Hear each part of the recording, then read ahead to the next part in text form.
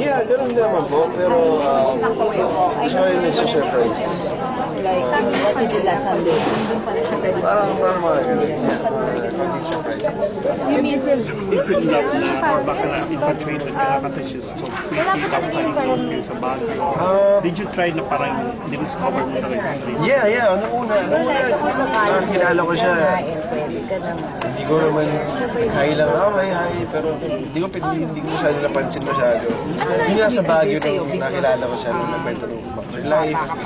Yung una sa lahat yung respeto. Parang, wow, sa mga pinagdaanan niya. So, tapos yung trust niya sa story niya, sa akin ang sinabi. Yun lang, parang yung respeto sa akin. Okay, so medyo mas lumalalim na yung usap namin. So, doon nagsimula. And from there on, syempre doon na kayo mag-respond everyday kasama. Pag wala na kayo, parang syempre nabibis yung isa kasi hindi ka sanay. So, doon nagsimula. This one, kumagal siya yung tao parang sa araw-araw, sa gabi-gabi Nadadala ko na. Siyempre po, pasok sa isip. Hindi ba inamin mo crush mo siya? So ngayon, Alam mo naman kasi bukas ano talaga yung so talaga bang as in nadagdagan ba yung pag- Alam mong even see her again. Paano mo sinabi yung words na I love you? Paano mo sinabi? Yung words na I love you? There's depth. Parang sinabi. Ano yung moment na yun? I know stuff about him that sinabi na he says. parang straightforward gay na There is an Hindi, parang pasigaw lang na I love you! Parang gano'n. Parang gano'n.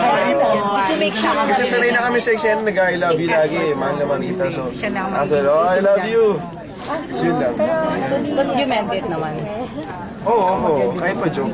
Jokes are happening. Bakit ayaw? paano siya nag-react? Ito, ewan. Ay pa! Mami mo, kumusta siya? Kasi popularity lang yan. Sinabi ni Ken. I love you na sa'yo. Ikaw siya, I love you. Pero ito may pag-asa ba? Kasi sabi nila mag-18 yun. May usapan naman. Pwede na tita. Pwede mo pa siguro yun, hindi pa sasagutin. Yung sa pagsasagot ko kasi, hindi naman yan para may date. Okay, ganito, sasagot. Para sa akin hindi. When I'm ready, when he's ready, when we know that we're both ready to go into a relationship. Kasi a relationship is not just something that you do like that. Parang you need to know that you're gonna be ready. You need to know that you guys can both handle it. Okay ba? Okay. Ano lang reaction mo din sa naging viral? Pasensya na po. Sa forever mo. Ahawak yung kamay. Are you aware of that? Hindi pa sila aware doon. Okay pa po. Ano po? Thank you po. Yung naging viral. Thank you po. Thank you po. Sa isa na yung sa forever mo. Hindi ka aware doon. Ano ba ka na yan? Ano ba din ikaw? Ano niya? Ano yung feelings sa toward? Yes. Hindi naman po nababagay. Sorry, pasensya na po. Pasensya na po. Thank you. Thank you po. Galing siya ngayon.